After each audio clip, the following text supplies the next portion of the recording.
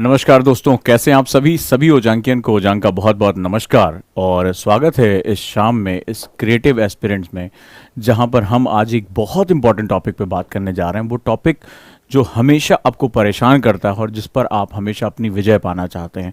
तो दोस्तों, इस शाम पे, एक जोशीली शाम पे, एक एनर्जेटिक इवनिंग में हम लोग अपनी बात की शुरुआत करते हैं और आज के इस सेमिनार की नींव रखते हैं। लेकिन उससे पहले आप सभी दोस्तों को मैं अभिवादन करता हूं, सभी एनर्जेटिक ओजांकियंस को मैं अभिवादन करता हूं, उनका इस्तकबाल करता हूं, वेलकम करता हूं। और अगर मेरी आवाज़ बिल्कुल क्लियर आ रही है तो मुझे बताएं कि हाँ सर, आपकी आवाज़ बिल्कुल क्लियर आ रही है। और क्या आप आज के सेमिनार के लिए रेडी हैं अपने पेन और पेपर के साथ अपनी इस समस्या के समाधान के लिए?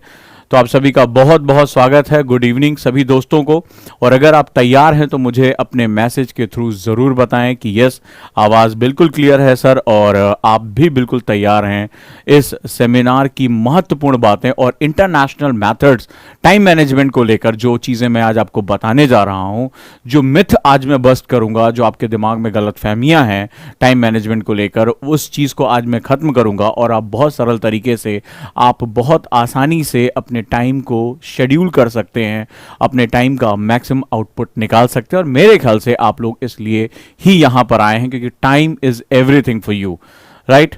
सभी रिसोर्सेज में सारे रिसोर्सेज आपको मिल जाएंगे, लेकिन सिर्फ एक समय ऐसा रिसोर्स है जिसको हासिल करना बहुत ही मुश्किल काम है, और इस बात से आप सभी एग्री करते होंगे, right. Thank you so much आप सभी के प्यार के लिए, आप सभी की मोहब्बत के लिए, आप लोगों ने जो हमेशा समर्थन किया है उन सभी चीज़ों के लिए। और लगातार यही हमेशा मेरी इंस्पिरेशन रही है, यही मेरी प्रेरणा रही है। और आपके प्रश्न जो भी मुझे आते हैं वो मुझे नई चीज़ों को खोजने के लिए प्रेरित करते हैं। मैंने पिछले 2-3 दिनों में कुछ ब्रेक लिया था क्योंकि कुछ प्रश्नों के जवाब ढूंढने के लिए मुझे कुछ प्रयोग करने थे, मुझे कुछ लगातार चीज़ें करनी थी। ऑब्वियस सी बात है, तो मैं कभी भी कोई ऐसी बात इस मंच पर नहीं करता जो सिर्फ एक आदेशात्मक हो या एक सुझाव के रूप में हो। मैं हमेशा आपकी प्रॉब्लम का सॉल्यूशन जब भी लेकर आता हूं, एक कॉन्क्रीट सॉल्यूशन लेकर आता हूं जिसको आप फॉलो करके आप अपना जो आसानी से अपने शेड्यूल में बदलाव कर सकते हैं, अपनी समस्या का समाधान कर सकते हैं। और वो वर्केबल होना चाहिए, यानी सिर्फ हाँ हो जाएगा, कर लेंगे, हो जाएगा, इस तरह से नहीं होता। उसके पीछे लॉजिक, उसके पीछे के जो मैथड, उसके पीछे की साइकोलॉजी, उसके पीछे का जो ट्रिक है वो आपको पता होना चाहिए। और लगातार आपके प्यार की वजह से मैं हमेशा प्रेरित रहता हूं कि मैं आप लोगों के सॉल्यूशन को लेकर आ सकूं। तो धन्यवाद आप सभी का इस प्यार बनाए रखने के लिए। और आज का जो टॉपिक है वो टाइम मैनेजमेंट को है। टाइम मैनेजमेंट आज की डेट में बहुत बड़ा एक टास्क बन चुका है। आज अगर आप किसी भी बुक स्टोर पर जाएं जहां पर आपके पास अच्छी किताबें होती, वहां आप देखेंगे टाइम मैनेजमेंट को लेकर ढेर सारे आर्टिकल्स हैं, ढेर सारी चीजें लिखी हुई हैं, और आप खुद कंफ्यूज हो जाएंगे कितना टाइम है मेरे पास कि टाइम मैनेजमेंट की बुक पढ़ सकूं। आप खुद जो है क्वेश्चन पूछेंगे, इतना टाइम है कहां कि मैं टाइम मैनेजमेंट की बुक पढ़ सकूं। और बहुत सी चीजें ऐसी हैं जो हर समय आपका टाइम किल कर रही हैं, आपको एडिक्ट कर रही हैं। ये पूरा इस समय जो मार्केट है वो एडिक्शन का मार्केट है। और ऐसी कंडीशन में आपको पता ही नहीं चलता कि एक व्हाट्सएप की टिंग या सोशल मीडिया की टिंग पिंग जो होती है वो आपके दिमाग को कितना डिस्ट्रैक्ट करती है। और बेसिक एक स्टूडेंट के लिए अपने मिथ को समझ पाना कि कौन आपका टाइम किलर है, वो कोई दूर नहीं है, आपके आसपास है, और उसको कैसे अवॉइड किया जा सकता है। मैं इससे पहले भी इस तरह की सीरीज ले चुका हूं, लेकिन आज मैं कुछ अन्य हिस्सों पर बात करूंगा, कुछ अन्य सेगमेंट्स के बारे में बात करूंगा, कुछ अन्य ट्रिक्स के बारे में बात करूंगा जो इस सेगमेंट में हमारी बहुत हेल्प करने जा रहा है दोस्तों। तो चलिए अब हम लोग शुरू करते हैं टाइम मैनेजमेंट के लिए। और ये मैं समझता हूं कि अगर इन चीज़ों को जो मैं आज बताने जा रहा हूं अगर आप उसको फॉलो कर लेते हैं तो डेफिनेटली इससे आपको बहुत ज़्यादा बेनिफिट होने वाला है। रेडी हैं हम लोग? अगर हम लोग तैयार हैं तो हम लोग आगे जा सकते हैं, हम लोग आगे कर सकते हैं दोस्तों। चलिए, so we are ready? Yes sir, मुझे बताएं। Yes yes yes. Now time management tricks में आज मैं आपके सामने लेकर आया हूं कई किताबों का, कई मेथड्स का निचोड़, राइट, जो इस समय इंटरनेशनल एरिना में हज़ारों डॉलर देकर तमाम बड़े बड़े एथलीट, बिजनेसमैन, सीईओ इसको सीखने की कोशिश कर रहे हैं, क्योंकि वो जानते हैं कि इतना कंपटीशन है, इतना जबरदस्त एक प्रतियोगिता है कि जो अपने टाइम को यूटिलाइज करेगा, मैक्सिमम निचोड़ सकता है, वही इस प्रतियोगिता में आगे जा सकता है। ये आपके लिए भी उतनी ही महत्वपूर्ण बात है। आपका कॉम्पिटिटर कहीं कमरे में बैठा होगा, सेम डे उसके पास है, इतने ही दिन है, सेम डे एग्जाम होगा। सवाल है कि वो अगर आज के दिन को आपसे ज्यादा अच्छा इस्तेमाल कर लेता है, ज्यादा ओरिएंटेड इस्तेमाल कर लेता है, तो वो अपने लक्ष्य की तरफ एक स्टेप आपसे ज्यादा चल जाएगा, वो ज्यादा करीब पहुंच जाएगा और धीरे धीरे आफ्टर सम टाइम्स आप अपने लक्ष्य से बहुत दूर हो जाएंगे और आपका कॉम्पिटिटर, आपका प्रतियोगी जो आपके ही बराबर सपना देख रहा है, आपकी सीट को लेकर वो क्या होगा, सफलता की अपने प्रतिमान गढ़ देगा। और आप किसी दिन सुबह अखबार उठाओगे, बोलोगे उफ काश इसमें मेरी भी फोटो होती और मैं जो है वो एक सिलेक्टेड स्टूडेंट के रूप में जाना जाता। लेकिन आप उस समय अपने रिश्तेदारों के, अपने आसपास के लोगों के ताने झेल रहे होंगे, अपने आप को डिप्रेशन में लेकर जा रहे होंगे और उस समय आपको लगेगा काश मैंने समय को सही तरीके से प्रबंधित कर लिया होता, मैनेज कर लिया होता, तो शायद मेरे लिए चीजें बहुत आसान हो जाती। तो दोस्तों, आज उसी श्रृंखला में हम लोग आगे बढ़ते हैं और आज हम समझते हैं कि इस समय दुनिया में टाइम मैनेजमेंट के लिए कौन से सबसे बेस्ट मेथड्स आपको अप्लाई हो रहे हैं और आप उसका इस्तेमाल कर सकते हैं। मैं, अगर आप इसके अतिरिक्त और भी कुछ पढ़ना चाहेंगे तो मैं इसके रिसोर्सेज के बारे में बताऊंगा, कम से कम 4 किताबें जिसको आप पढ़ सकते हैं यदि आपके पास इतना टाइम हो तो। चलिए, अगर हम अब बात तक हमारी पूरी हो रही है तो हम टाइम मैनेजमेंट ट्रिक्स में आज हम चलते हैं एक फनल मेथड के बारे में बात करने। जी हाँ, फनल का मतलब होता है कीप। कीप क्या काम करता है? कीप का ऊपरी सिरा जो होता है वो चौड़ा होता है और निचला सिरा जो होता है पतला होता है और आउटपुट जो होता है वो एक संकीर्ण द्वार यानी एक नैरो स्पेस से होकर निकलता है। तो फनल मेथड आज की डेट में पूरी दुनिया में, अगर आप इंटरनेट पे ये वर्ड खोजोगे तो फनल मेथड को लेकर बहुत कुछ हो रहा है। आज बड़े बड़ी कॉर्पोरेट्स फनलिंग करती हैं, आज बड़े बड़े कॉर्पोरेट्स अपने प्रोजेक्ट्स को फनल करते हैं। आज एम्प्लॉइज की हायरिंग में, अगर आप लोग कॉर्पोरेट सेक्टर से होगे या आप जॉब करते होगे, तो फनलिंग की जाती है, की फनलिंग होती है, टाइम की फनलिंग होती है, जो बेस्ट एम्प्लॉय होता है उसकी फनलिंग होती है। तो ऐसी कंडीशन में जो फनल मेथड है आज की डेट में पूरी दुनिया में इंटरनेशनली बहुत ज्यादा एक्लेम्ड मॉडल है, बहुत ही ज्यादा जो है वो इस्तेमाल किए जाने वाली चीज है। तो आज मैं उसी को टाइम मैनेजमेंट में प्रयोग करने जा रहा हूं और फनल को मैं साधारण भाषा में कहूं तो ये 4 स्टेप ट्रिक है, यानी कि 4 चरण की वो तकनीक है जिसका प्रयोग करके आप आसानी से अपनी जो डे है, अपना जो 24 घंटे है उसको बहुत ओरिएंटेड कर सकते हैं। और निश्चित रूप से आप इसको जानना चाहेंगे, आप इसको समझना चाहेंगे। क्या आप वाकई में इसे जानना चाहते हैं? राइट दोस्तों, तो हम शुरू करें इसको। यस, रेडी, पेन और पेपर के साथ।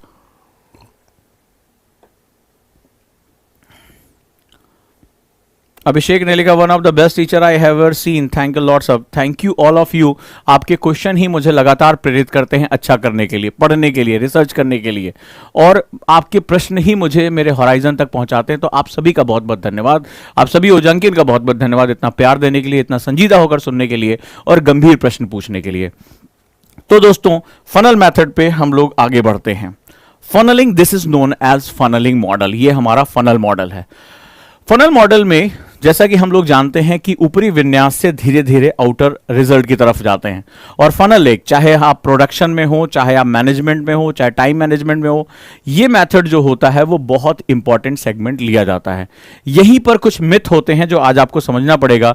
हम टाइम मैनेज क्यों नहीं कर पाते हैं? हम टाइम मैनेज करना चाहते हैं। इस समय मुझे जो भी बच्चा सुन रहा है या देख रहा है वो टाइम मैनेज करना चाहता है, पर सवाल है कि हम टाइम मैनेज क्यों नहीं कर पा रहे हैं। यह समझना आपके लिए बहुत इंपॉर्टेंट है। चाहत हमारी है हम निचोड़ लें अपने 24 घंटे को, हम भी टॉपर की तरह बन जाएं, हमारी भी जो सेगमेंट है वो सब कुछ इंपॉर्टेंट है, बट हम टाइम मैनेज क्यों नहीं कर पाते हैं यह समझना बहुत जरूरी है। और हमारा जो रिजल्ट है वो हमारे हिसाब से क्यों नहीं चल पाता है, that is also very important. Next started. आज हम बात करने जा रहे हैं हम टाइम मैनेज क्यों नहीं कर पाते हैं।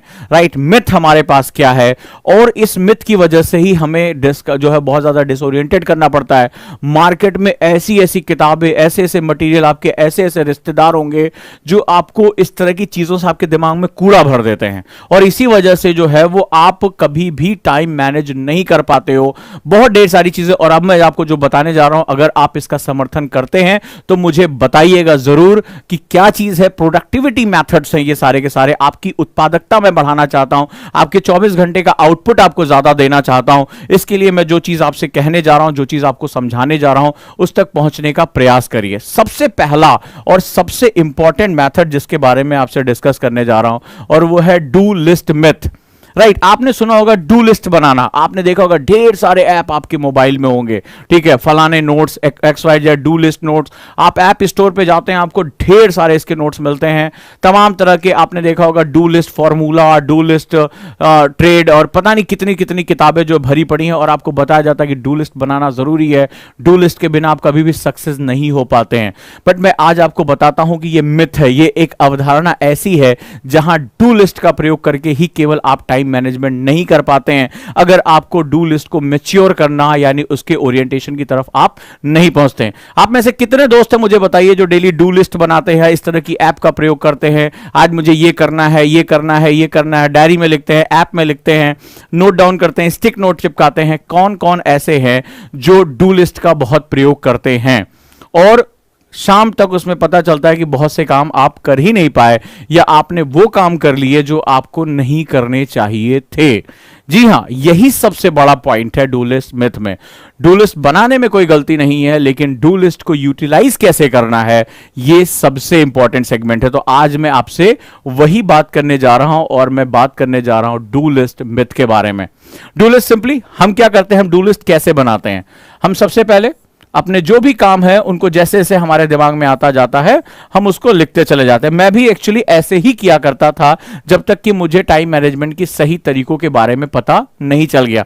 मैं भी ढेर अपना डायरी लिखता था, जेब में रखता था डायरी, या बाद में ऐप आने लगे तो उसका प्रयोग करता था, और जो जो समझ में आया, हाँ क्या करना है, अच्छा ये करना है, फिर मैंने भी ऐसे डू लिस्ट ढेर सारी बनानी शुरू की। उसके बाद क्या होता था, इसमें जितना वो कट जाता था उतनी खुशी होती थी, अरे हमने ये कर डाला, वो कर डाला। फिर भी उसके बाद भी कुछ समय बाद, जब कुछ दिन बीतते थे, कुछ महीना बीत जाता था, मेरा रिजल्ट क्यों नहीं आ रहा, मैं जो सक्सेस क्यों नहीं हो रहा हूं, मेरा कॉम्पिटिटर मुझसे आगे क्यों निकल रहा है, या फलाना जो स्टूडेंट आगे क्यों चला गया, ये बात क्वेश्चन हमारे भी दिमाग में आती थी।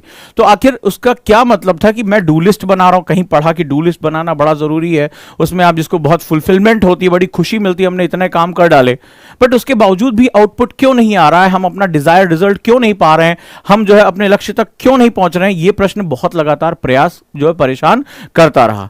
तो यहां सबसे पहले मैं आपको बताऊंगा कि डू लिस्ट जो है वो अब डायरेक्टली ये आपका फाइनल मिथ नहीं होगा, फाइनल लिस्ट नहीं होगी, ये बात याद रखिएगा।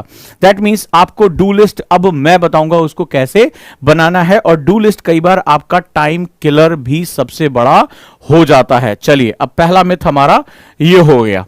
डू लिस्ट के साथ सबसे बड़ी दिक्कत क्या है, वो है आपका मिथ नंबर 2।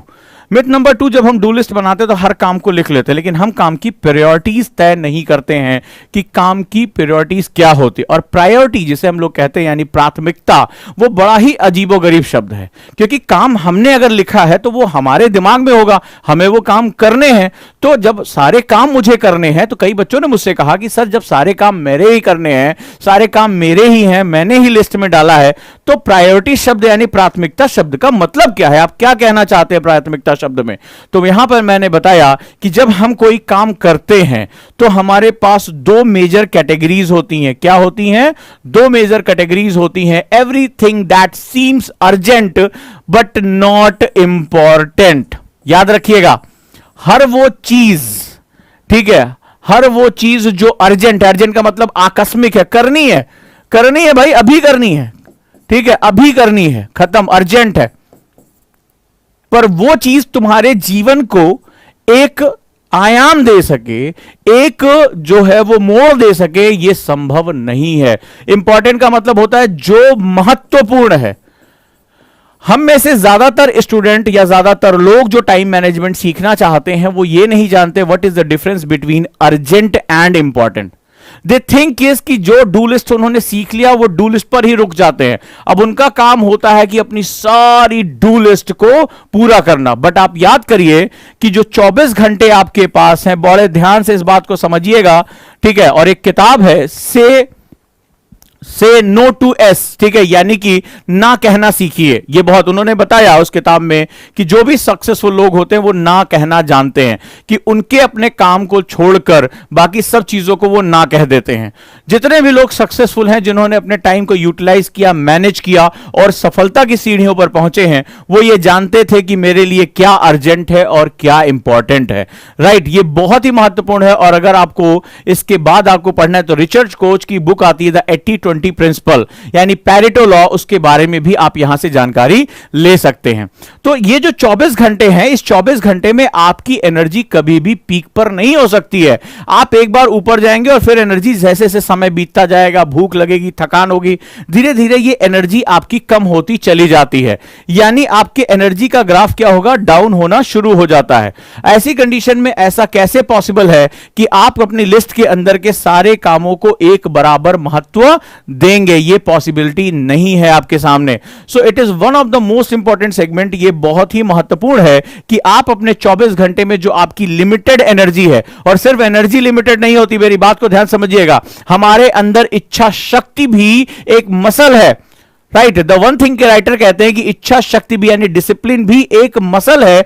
जैसे जैसे हमारी थकान दूर होती चली जाती है, थकान होती है, वैसे वैसे हमारी विल पावर भी कम हो जाती है। दिन के 24 घंटे में आप विल पावर को एक बराबर नहीं रख सकते। आपने किताब पढ़ी जोशीली की, दृढ़ इच्छा शक्ति से ही जो है एक युवा तैयार होता है, एक सक्सेसफुल विद्यार्थी, आप जोश में जुट गए, लेकिन आपकी एनर्जी कम होने के साथ साथ आपकी विल पावर भी क्या हो जाती है, कम हो जाती है। उसमें इन्होंने लॉजिक दिए हैं, साइंटिफिक लॉजिक दिए हैं।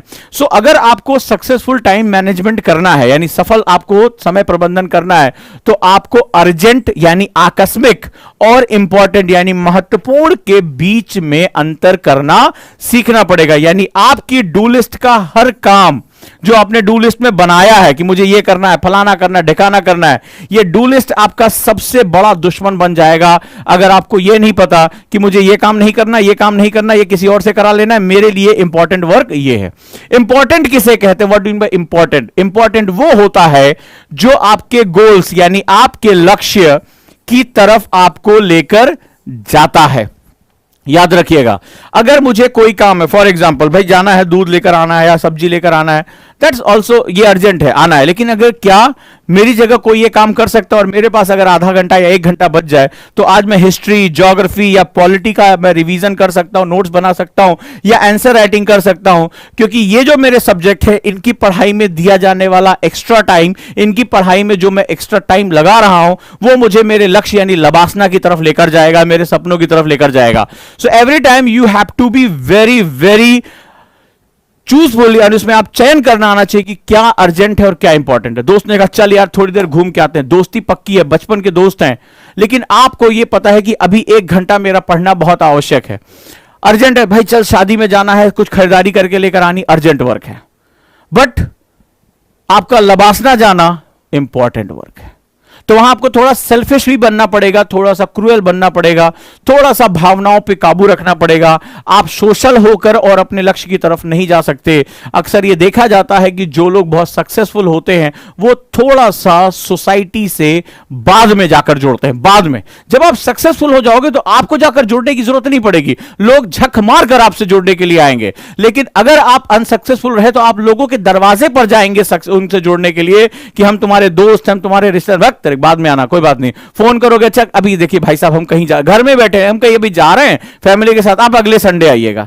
तो इस तरह की बातें। और जब आप सक्सेसफुल हो जाएंगे, जब आप अधिकारी बन जाएंगे, तो लोग आपसे टाइम मांगेंगे, सर कब टाइम दे सकते, बोले अच्छा अगले हफ्ते देखिएगा, अच्छा ठीक है सर अगले हफ्ते हम कब फोन करें आपको, तो वो आपको कहने की जरूरत नहीं है, वो आपको खुद ही फोन कर लेंगे। तो आपको यह सोचना पड़ेगा कि कुछ समय के लिए ही सही मुझे अर्जेंट और इंपॉर्टेंट के बीच में अंतर क्रिएट करना पड़ेगा, और हर वो काम जो आपकी डू लिस्ट का हिस्सा है वो आपके लिए आपका अर्जेंट वर्क, इंपॉर्टेंट वर्क नहीं है। यह बात आप याद रखिएगा। मैं इसी चीज को और एलिब्रेट करता हूं कि कैसे आप इसको आइडेंटिफाई कर सकते हैं। तो मिथ 3 पर आता हूं। आखिर ये बीमारी हमें लगी कैसे? ये ढेर सारे कामों की लिस्ट बना ले। आज मैंने बच्चे मेरे सामने टाइम टेबल लेकर आते, 4 बजे उठना, 4:15 बजे पढ़ने बैठना, 3 घंटे पढ़ाई करना, फिर पूजा करना, फिर नहाना, फिर 15 मिनट कसरत करना, फिर प्राणायाम करना। मतलब मशीनें भी थक जाएं इतनी देर काम कराओ। ठीक है, इस तरह के टाइम टेबल आपने भी बनाए होंगे, पक्का बनाया होगा, और सबको यही काम करता है, क्योंकि हम एक मार्केट फोर्सेस के अंतर्गत समझ नहीं पाते कि हमें क्या करना है, राइट। और आज के समय में जो सबसे बड़ा मिथ जो लोगों को परेशान कर रहा है वो है मल्टीटास्किंग। याद रखिएगा, मल्टीटास्किंग, बिकॉज आज जमाना स्मार्ट का है। हम लोग बोलते हैं ना, this is a smart way, हम स्मार्ट, फोन स्मार्ट है, मल्टीटास्किंग है, फलाना ऑक्टा कोर प्रोसेसर है, फलाना को M1 चिप आ गई, ज्यादा प्रोसेसिंग कर लेगा। तो हमें भी लगता है हम भी यार ऐसे ही करेंगे, हम भी एक साथ कई काम कर लेंगे, हम मल्टीटास्कर, हम पढ़ भी लेंगे, मोबाइल पे जवाब भी दे देंगे, ठीक है, और फिर हम जो है वो लैपटॉप पे भी ईमेल का भी जवाब दे देंगे, हम नोट्स भी बना लेंगे, हम मल्टीटास्कर हैं। कई बार जो बच्चे बैच में आते हैं, सर आंसर राइटिंग कब बताएंगे, सर करंट अफेयर्स कब कर लें, सर न्यूज़पेपर नहीं पढ़ पा रहे, सर ज्योग्राफी कब होगा, सर हिस्ट्री कैसे करना है, सर याद नहीं कर पा रहे, एक साथ सारे सवाल पूछ देते हैं। तो वहां पर पता चलता है कि ये जो मल्टीटास्किंग बीमारी चल रही है वो बहुत खतरनाक, मतलब वो जैसे ही एडमिशन लिया वो अच्छे राइटर बनना चाहते हैं, वो अच्छे रीडर बनना चाहते हैं, वो अच्छा जो है वो आंसर भी लिख देना चाहते हैं, वो न्यूज़पेपर ऐसे स्कैन करे और पूरा मास्टर बन जाए, वो हर चीज करना चाहते हैं जो अब तक वो नहीं कर पाए। अचानक से उनको जो है वो क्या होता है, एक बुलबुला फूटता है कि हम सब कुछ कर डालेंगे, और इसी चक्कर में क्या होता है, वो कुछ नहीं कर पाते एक्चुअली में। ये भी मैं प्रूव करूंगा, फनलिंग में प्रूव करूंगा कि एक्चुअली में वो कुछ नहीं कर पाते, क्योंकि आप हर तरफ भागते हैं। आज की डेट में मल्टीटास्किंग, जो हमारा मोबाइल है, बोले ये सारे काम करता है, ठीक है, सब कुछ कर सकता है, ऐड आते हैं ना, इस तरह के ऐड आते हैं, तो हम अपने आप को, अपने दिमाग को कई बार स्मार्टफोन की तरह कंपेयर करने लगते हैं। लेकिन आप भूल जाते हैं कि जो मोबाइल या लैपटॉप भी होता है वो मल्टीटास्किंग नहीं करता है। वो जब किसी काम को कर रहा होता है तो उस तरफ उसकी एनर्जी को डाइवर्ट कर देता है। साइंस कहता है कि अगर आप किसी एक काम पर फोकस करते हैं तो आप लगातार वो काम कर सकते हैं, लेकिन आप अक्सर किसी काम पे, मान लो काम ए कर रहे हैं और आप काम बी पर स्विच कर गए, फिर वापस काम ए पर आने में तुरंत आप वापस नहीं आ सकते, बीच में आपको डिले होगा, फिर से प्रोसेसिंग दिमाग करेगा और फिर आप जो है वो ए पर वापस लौटेंगे। यानी अब जरा ध्यान से समझो मैं क्या कहने की कोशिश कर रहा हूं, मर्म तक पहुंच रहा हूं। यानी आपने ज्योग्राफी पढ़ना शुरू किया, ज्योग्राफी पढ़ रहे हैं, फिर थोड़ा सा बोरियत आ गई, बोले कुछ और काम कर लेते हैं, फिर आप किसी और सब्जेक्ट पे चले गए, फिर थोड़े दिन बाद लगा नहीं वापस चलते हैं, और आपको जब वापस आएंगे तो आप ये मत सोचिएगा जहां आपने ज्योग्राफी छोड़ी थी वहीं से आप उसको उठा लेंगे, फिर से उस प्रोसेस को करने में एक टाइम डिले होगा। ये आपका क्या है, ये टाइम डिले है,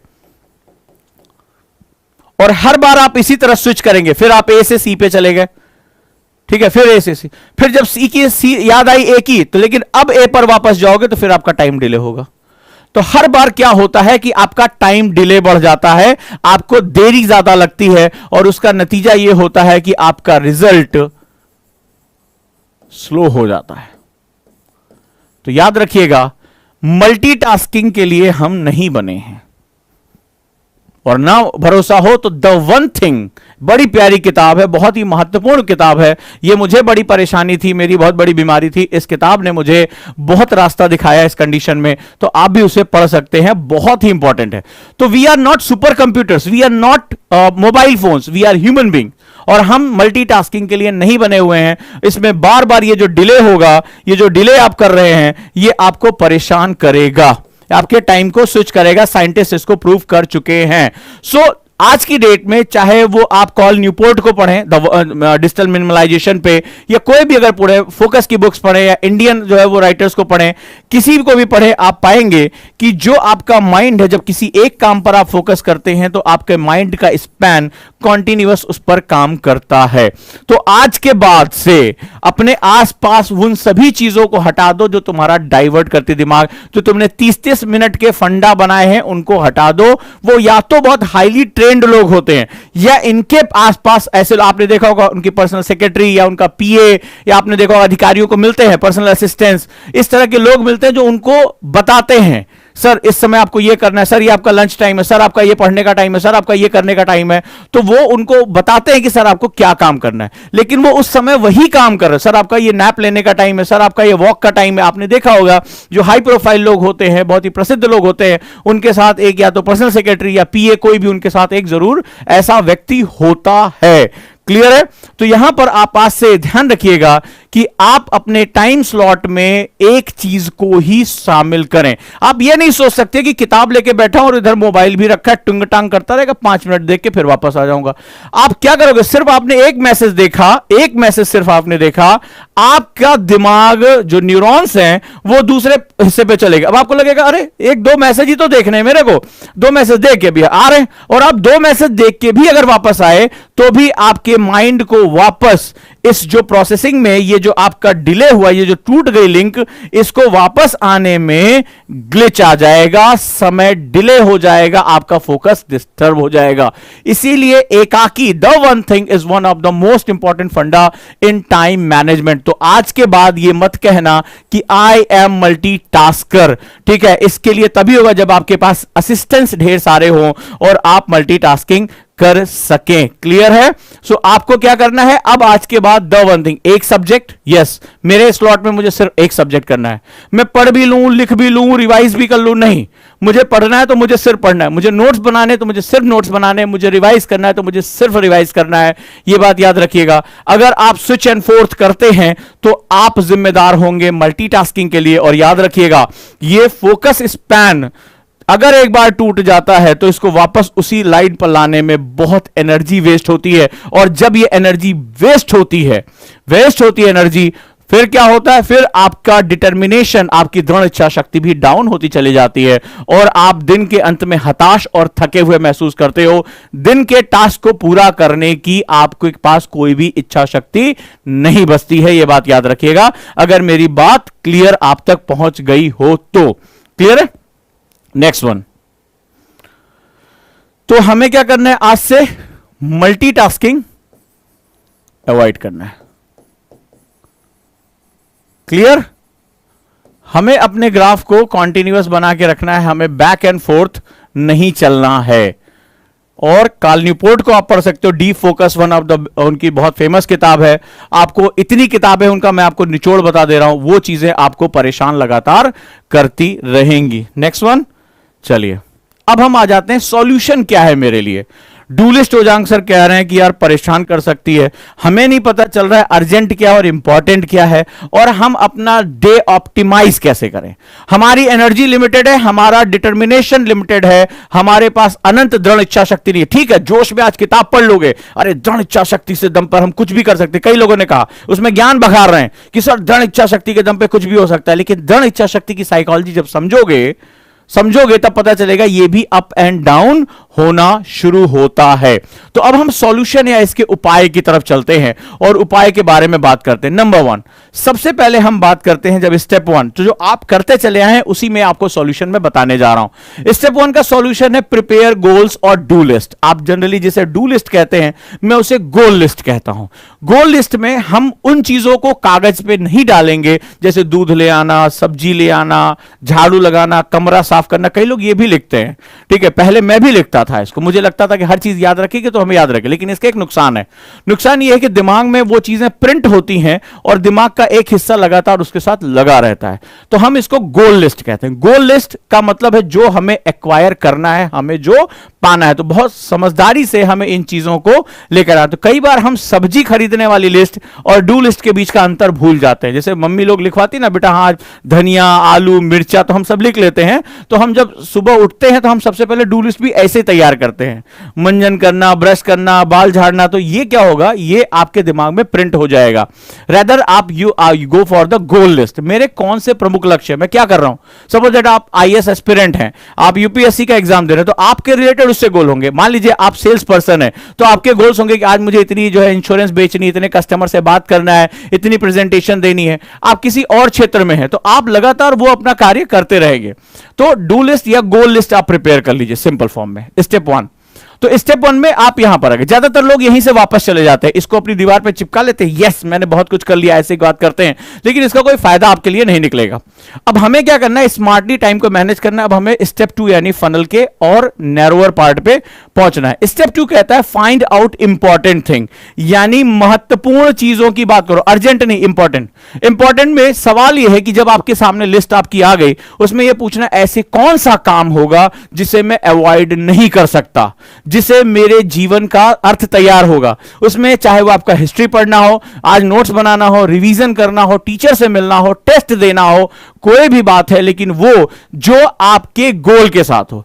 तो पैरेटो लॉ इसमें जहां पर वो कहते हैं, जब वहां पर इंपॉर्टेंट थिंग की बात आती है, अर्जेंट, अर्जेंट का मतलब कर लिया, दरवाजा अर्जेंट है खोलना, खोल लिया भाई, लेकिन उससे तुम्हारे लबासना जनवाने का दरवाजा नहीं खुलेगा।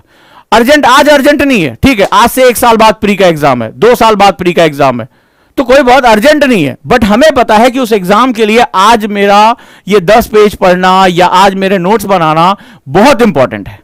अगर मैंने आज का टास्क पूरा नहीं किया तो आज 2 साल बाद मैं लबासना का गेट नहीं खोल पाऊंगा, ये बिल्कुल क्लियर है। So you have to identified कि what is urgent, what is important. 2 साल बाद, कई बार 2 साल बाद सर एग्जाम देना, मुझसे बच्चे कहते सर 2024 में आईएएस देना है, सर कितना पढ़ लें, ऐसे ऐसे क्वेश्चन आते हैं मेरे पास, कितना पढ़ ले, अरे आज को जो है वो डिफाइन करो, क्लियर है। तो यहां पर क्या होगा, इंपॉर्टेंट को आइडेंटिफाई करो, व्हाट इज इंपॉर्टेंट, महत्वपूर्ण क्या है। इसके बाद स्टेप 3, अब आगे पहुंचो।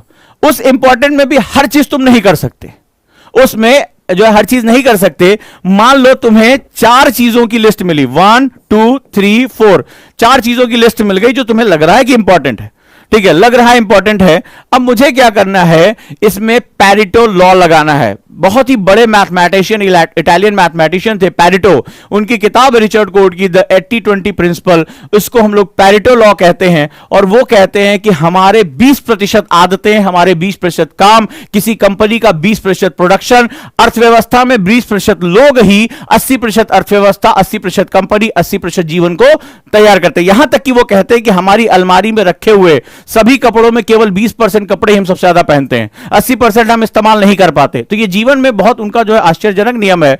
तो यहां पर जो है रिचर्ड कोच 80-20 प्रिंसिपल में पैरेटो लॉ को स्थापित करते हैं और कहते हैं कि इसमें से 4 में से अब जो है, या 5 काम आपने इंपॉर्टेंट डिफाइन किए हैं, बोला इसमें 20% निकाल लो, ठीक है। इसमें मान लो आपने 8 काम 10 काम आपने डिफाइन किए हैं, बोला इसमें केवल 20% काम ही आपके सबसे इंपॉर्टेंट है। तो अब इसमें पूछो कि मोस्ट इंपॉर्टेंट क्या है। एक तो आपने कामों की लिस्ट निकाली, आपने जो है एक साथ 10 काम निकाल लिए कि ये इंपॉर्टेंट लग रहे हैं। अब इसमें मोस्ट इंपॉर्टेंट वर्क निकालो और उसमें से 20% को फाइनलाइज कर लो, ठीक है। अगर आपने ये 3rd स्टेप भी फॉलो कर लिया तो आपके ऊपर लोड बहुत कम हो जाएगा। नहीं, दिमाग हमेशा जंबल करता रहे, थोड़ा ये कर ले, थोड़ा वो कर ले, ऐसे ही तो होता है। अरे वो वाला काम बाकी है, इसमें मन नहीं लगा, चलो इसी बहाने वो वाला काम कर ले। आप क्या करते हो, जंबल करना शुरू कर देते हो। तो आपको क्या करना है, मान लीजिए आपने 10 काम बनाए हैं, 10 काम आपकी लिस्ट बनाई है, अब उसमें से केवल 2 काम आपके बड़े इंपॉर्टेंट हो गए, जो मोस्ट इंपॉर्टेंट वर्क, यानी 80-20 प्रिंसिपल निकाला। और द वन थिंग के राइटर कहते हैं, अगर आपको जिंदगी में प्रतिमान स्थापित करने हैं, बहुत ऊंचाइयों पर जाना है, तो वो कहते हैं द वन थिंग। और इसको मैंने आजमा के देखा, द वन थिंग। वो कहते हैं कि 2 काम तुम्हारे निकल कर आए, इसमें से बोला 20 मिनट आपको देना है, लेकिन आपके पूरे 24 घंटे बच जाएंगे। इससे जो 2 काम निकाले उसमें सबसे इंपॉर्टेंट काम निकाल लो, जिसे मोस्ट इंपॉर्टेंट टास्क का यानी MIT कहा जाता है। बोला यही काम पे पूरे दिन की एनर्जी झोंक दो, आज कोई काम नहीं करना है। गाली दे रहे हैं लोग कि अरे तुम जो है वो वाला सब्जी नहीं लेकर आए, वो नहीं करके आए, वो नहीं करके, बोलो भाई कल को रुक जाओ, 2 साल बाद हमारे यहां सब्जी लाने वालों की लाइन पड़ी होगी। बोले पेट्रोल भराने की, बोले चिंता ना करो, सरकारी गाड़ी में पेट्रोल भरा जाएगा, बस मुझे मेरा काम कर लेने दो, ठीक है। वो जो है मकान की पुताई नहीं करवाया, अब बोले टेंशन ना लो, इतने बंगले अच्छे अच्छे मिलेंगे, पुताई उताई की हमें टेंशन ना रहेगी, हमारे नाम के आगे भारतीय प्रशासनिक सेवा लिखा रहेगा, लेकिन मुझे मेरा काम तो एटलीस्ट करने दो। और ये वो पद्धति है। मैं खुद बहुत परेशान था कौन सा काम पहले करूं, और फिर मैंने उस सोचा कि मुझे आखिर परेशानियां क्यों, मेरा टाइम क्यों किल हो रहा है। मैं भी कभी ये काम, कभी वो काम, कभी वो काम, खुद मेरे साथ ये दिक्कत रही। और उसके बाद धीरे धीरे मैं पैरेटो लॉ पे पहुंचा। पैरेटो लॉ पे धीरे धीरे मैंने अपने फालतू कामों को कम किया, लेकिन द वन थिंग पढ़ने के बाद, उसको अप्लाई करने के बाद 4-5 दिन में डायरी लिखता रहा, and then I find it कि मेरा लिए आज का 2 या 3 महीना सबसे इंपॉर्टेंट काम क्या है, सबसे इंपॉर्टेंट सेगमेंट क्या है। तो उसके बाद मैंने फाइंड आउट किया और मैंने अपने मोबाइल के स्क्रीन गार्ड पे भी लगा रखा, राइट। इस पर भी मैंने जब जैसे मोबाइल ऑन ऑफ होगा स्क्रीन गार्ड पे आ जाएगा, और यहां पर जो है वो मैंने उस पर लिखा दिया कि मुझे यही the one thing, my the one thing. अब वो उसका मुझे फायदा हो कि मैंने 3 महीने में अपने वो टास्क पूरे कर लिए। अब मैंने अपना फिर से बैठा कि अब मुझे अगला क्या काम करना है, और मुझे इतना फायदा रहा कि ढेर सारी जो चीजें रोज बैठ के डायरी लिखता था, ये करना है, वो करना, ये टाइम टेबल, वो टाइम टेबल, धीरे धीरे धीरे धीरे सिर्फ एक चीज पे रहा और मैंने वो टास्क पूरा कर दिया। और मुझे आश्चर्यजनक हुआ कि पिछले 2 से 3 सालों में वो टास्क पूरा नहीं कर पाया था और मात्र 3 महीने मैंने कर लिया उसको। जो बार बार जाता था, फिर अधूरा छोड़कर दूसरा काम, फिर तीसरा काम, उसमें फिर मैंने उसको पूरा किया और अब फिर मैं बैठा, मुझे लगा इससे बहुत फायदा है। फिर मैंने अगला टास्क डिसाइड किया, लेकिन पहले पूरी लिस्ट बनाई क्या क्या चीजें मुझे परेशान कर रही हैं, क्या दिक्कतें हैं। फिर मैंने देखा इसका सॉल्यूशन किस एक चीज में है और उसी चीज को फिर फोकस करना है। So then I find out the solutions step by step जो है चले। तो ये मेथड मुझे भी बहुत ज्यादा जो है अप्लाई रहा। और मैंने आपको फिर से बताया, गोल लिस्ट तैयार करो, उसमें इंपॉर्टेंट ढूंढो, इंपॉर्टेंट का 20% निकालो पैरेटो लॉ पे, और पैरेटो लॉ से द वन थिंग पे चले जाओ और उस द वन थिंग पर उस पर स्टिक रहो, उस पर टिके रहो। बोले हिस्ट्री खत्म करनी है तो खत्म करनी है, ज्योग्राफी खत्म करनी है तो खत्म करनी है, चाहे इधर से बात आए चाहे उधर से बात आए, मुझे आज ये काम करना ही करना है। क्लियर है? तो इस तरह अगर आप चलते हैं तो इसको हम लोग फनलिंग कहते हैं।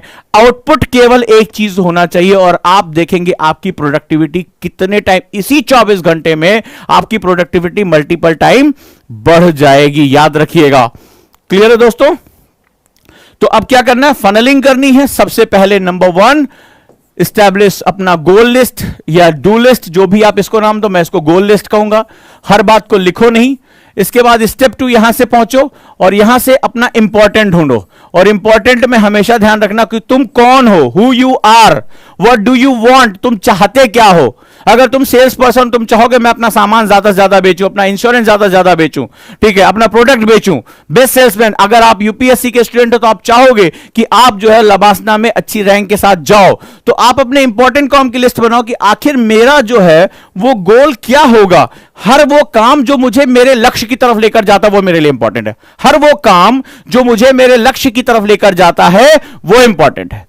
तो किताब पढ़ना या सब्जी लेने जाना, इन दोनों में मुझे तय करना पड़ेगा मेरा गोल की तरफ मुझे कौन लेकर जाएगा। ठीक है, आप कह सकते हैं कि सब्जी नहीं, अगर कोई विकल्प नहीं तो आप जाइए, लेकिन दोस्त के साथ जाकर चाय पीना और बैठ के जो है वो फलनवा सरकार क्या करे इसको गाली देना, it is not important work. ठीक है, मजा आ रहा है, दोस्त हो सकता है चल यार मैं तेरे काम आया, तू मेरे काम नहीं आएगा, वो ये कह सकता है, लेकिन यहीं पर तुम्हें अपने आप को मजबूत करना पड़ेगा। इसके बाद फनलिंग पे अगले स्टेप पे आओगे और केवल 20% को आप चूज कर लो, one of the most important. यहां आपने इंपॉर्टेंट ढूंढा, यहां आप मोस्ट इंपॉर्टेंट ढूंढ लो। और जब ये भी तैयार हो जाए तो और हिम्मत करो और कहो my the one thing, my the one thing, मेरी वो एक चीज जो मुझे सक्सेस करेगी। और मैंने इसको आजमाया है और मैं जानता हूं इट वर्क्स, ये काम करता है। ठीक है, ये तुम्हें सक्सेस की तरफ लेकर जा सकता है। तुम्हें इसके साथ हिम्मत के साथ लगे रहना पड़ेगा और उस पर स्टिक हो जाओ, अपनी पूरी एनर्जी झोंक दो। और मैं तुम्हें एग्जांपल देता हूं इस बात का कि जब सूर्य की किरणें हमारे धरातल पर पड़ती हैं, ठीक है, जब ये सूर्य की किरणें हमारे धरातल पर पड़ती हैं तो हमें असर नहीं दिखाई पड़ता, लेकिन जब हम इसी सूर्य की किरणों को किसी मैग्नीफाइंग ग्लास से किसी एक बिंदु पर डालते हैं तो उस कागज में वो आग भी लगा देता है। यही है द वन थिंग। यानी मेरे पास जो सीमित ऊर्जा है, लिमिटेड एनर्जी है, उसको मैं सिर्फ एक बिंदु पर, एक लक्ष्य पर, एक काम पर, एक ही उद्देश्य पर मैं टिका दूंगा। फिर देखो वो कैसे नहीं होता। ये सामान्य से दिखने वाली सूर्य की किरणें जो धरातल पे हल्की हल्की गर्मी दे रही हैं, वो किसी वस्तु को जला देने की हालत पैदा कर देती है। तो तुम्हारे अंदर भी तो अपने लक्ष्य को भेदना ही है, तो अपनी समस्त ऊर्जा को एक ही काम पर क्यों नहीं झोंक देते, और ताकि तुम्हारी जो कठिन सा लक्ष्य है, जो लबासना का दरवाजा है, तुम्हारी ऊर्जा के आगे टूट कर बिखर क्यों नहीं जाएगा। इस बात पर विचार करना, इसके पीछे के जो लॉजिक है उस पर विचार करना। यह मैंने लगभग 5 किताबों का टाइम मैनेजमेंट की निचोड़ आपको बताया है। वक्त मिले तो पढ़ लेना, लेकिन अगर सीधे उसको समझ के अपने जीवन पर अप्लाई करके उसको लगाना है तो इस मेथड को अप्लाई कर लेना। महीनों तक मैंने इसको खोजा है, खुद पर अप्लाई किया है, और जब मुझे लगा कि ये सक्सेस मैं हो चुका हूं, मैंने आज तक आप तक पहुंचा दिया है। आपको सोचना है कि आपको इसे फॉलो करना है या नहीं फॉलो करना है, क्योंकि विजेता और हारने वाला दोनों इसी दुनिया के पार्ट है। और याद रखिएगा, मैं फिर से कह रहा हूं कि यह संसार प्रयास नहीं परिणाम देखता है। यह संसार बहुत ही निष्ठुर है, यह आपके प्रयास नहीं देखेगा, आप कितनी बार मेंस लिखे या कितनी बार प्री अटेम्प्ट दिया। यह कहता है कि परिणाम है या नहीं है, रिजल्ट है या नहीं है। रिजल्ट है तो तुम्हारे सारे पाप माफ, तुम्हारी सारी बुराइयां माफ। तुम जो है वो घर में सब्जी लेकर नहीं आते थे, माफ। यही कहा जाएगा ये तो शुरुआत से बड़ा लायक है। और अगर तुम अपने प्रयासों में सफल नहीं हो पाए तो दुनिया कहेगी ये निठल्ला था, कामचोर उस समय भी था, बाप के पैसे खाता था, घर तब भी घर का काम नहीं करता था, आज भी नहीं करता है। तो सवाल आपको है कि आप अपने मकसद पर कितने ओरिएंटेड हैं। That is one of the most important segment. जुड़े रहिए दोस्तों। और कॉन्सेप्टर बैच में फिर से मैं लेकर आ रहा हूं एक नया segment, that is EMI batch. बहुत से बच्चों ने कहा कि उनको पढ़ने के लिए बहुत ज्यादा इकट्ठे फीस देने के लिए पैसे नहीं है, लेकिन कॉन्सेप्टर हमारा ब्रांड बैच है और लगातार हम इसमें जो कर रहे हैं इनोवेशन, जो हम एक्स्ट्रा ऑर्डिनरी चीजें कर रहे हैं, हमारे बच्चे जो नोट्स बना रहे हैं, हम जो आंसर राइटिंग कर रहे हैं, वो हमें एक्स्ट्रा ऑर्डिनरी लेवल पे लेकर जा रहा है। और मैं वहां पर लेकर आया हूं ईएमआई बैच, यानी आप मंथली फीस देकर भी आप कॉन्सेप्टर बैच का हिस्सा बन सकते हैं, जो 6 जुलाई से मैं शुरू करने जा रहा हूं। एक नया कॉन्सेप्टर बैच, उसका हिस्सा बन सकते हैं और फीस आपकी 5000 पर मंथ के हिसाब से आपकी चलती रहेगी और आप 24 महीने यहां पढ़ेंगे और 14 महीने केवल आप फीस देंगे। तो जो इसकी जानकारी चाहिए वो आप जानकारी ले सकते हैं। इसका जो हिस्सा बनना चाहते हैं वो मेरे साथ हिस्सा बन सकते हैं। और धन्यवाद आप सभी का कॉन्सेप्टर बैच को इतना प्यार देने के लिए, एनसीईआरटी आंदोलन को लिए। जो बच्चे अभी एनसीईआरटी आंदोलन बैच में नहीं जुड़ पाए हैं वो इसके साथ जुड़ सकते हैं। एनसीईआरटी का एक अलग बैच चल रहा है, बहुत ही मस्त रैपिड बैच, जहां बीटीएल पर मैं बात कर रहा हूं, उसका भी हिस्सा आप लगातार बन सकते हैं। तो ये 4000 की फीस के साथ आप इसके साथ भी इसका हिस्सा बन सकते हैं। दिए गए नंबर पे कॉल करिए और अपनी पढ़ाई को अपडेट करते चलिए, बढ़िया से पढ़ाई करिए, मस्त होकर पढ़ाई करिए, और ताकि जो हम लक्ष्य पाना चाहते हैं वो हम पा लें। तो कई बच्चों ने मुझे पर्सनली मैसेज किए थे कि सर कॉन्सेप्टर में हम जुड़ना चाहते हैं लेकिन कोविड की वजह से परिवारों में दिक्कत है, फाइनेंस की दिक्कत है। तो मैंने कहा चलो इसका जो है सॉल्यूशन भी हम लेकर आ जाते हैं और इस तरह के एक बैच में आप सभी इसका हिस्सा बन सकते हैं। That is EMI batch of कॉन्सेप्टर। क्या है, कैसे है, इसके बारे में आप काउंसलर से जानकारी ले सकते हैं, राइट, और मेरे साथ आप जुड़े रह सकते हैं। थैंक यू सो मच, आप लोगों का प्यार इतना बना रहे। अपने दोस्तों को भी ये क्लास शेयर करिए। बहुत से लोग जो है अपनी एनर्जी को वेस्ट कर रहे हैं और बहुत से मिथ है हमारे दिमाग में। डू लिस्ट बनाओ, हर काम करो, सुबह से रात तक काम करो। ज्ञान बघारने वाला ज्ञान बघार के चला जाता है, लेकिन ये हमारी एनर्जी कहां, हमारी साइकोलॉजी का कोई नहीं समझने की कोशिश करता कि हम अनंत ऊर्जा के स्रोत नहीं हैं। हमारे अंदर ये मस्कुलर एनर्जी, माइटोकॉन्ड्रिया बस्ट हो जाएगा भाई, सब कुछ बर्बाद हो जाएगा। हमारी एनर्जी ऊपर से नीचे तक डाउन होती भाई। सिंपल सा प्रकृति का नियम है, अगर सूरज उदय होता है तो सूरज अस्त भी होता है। ये बात हमें समझना पड़ेगा कि energy rise and energy fall is the proper हमारा जो एक पार्ट है। तो हम क्यों नहीं अपने ऊर्जा चक्र को समझते हुए, अपनी साइकोलॉजी को समझते हुए बेहतरीन तरीके से अपना मैनेजमेंट करें ताकि हम सफलता की सीढ़ियों को हासिल कर सके। अब सभी दोस्त मशाल थामे और मेरे साथ चलें। उजांक ऑडियो ऐप को आप लोगों ने जो प्यार दिया, आप अभी भी उसको डाउनलोड कर सकते हैं, ऐप जो है वो गूगल प्ले स्टोर से, और लगातार इसमें मैं नए प्रोग्राम लेकर आ रहा हूं। थैंक यू सो मच आप लोगों के प्यार के लिए। और जो मैंने आज ट्रिक्स बताई है उसको फॉलो करिए। और जो बच्चे जो 12th में, जैसे उनको पता है कि अब एग्जाम, इसके बाद इसमें 12th के बच्चे इसमें मेरे साथ पार्टिसिपेट कर सकते हैं, जो अभी 12th कर चुके हैं या जिनको अब एग्जाम का जो है भय नहीं रहा, तो वो भी मेरे साथ जुड़कर इसके साथ जो है वो ये मेरे साथ बैच में कंटिन्यू कर सकते हैं। Thank you so much.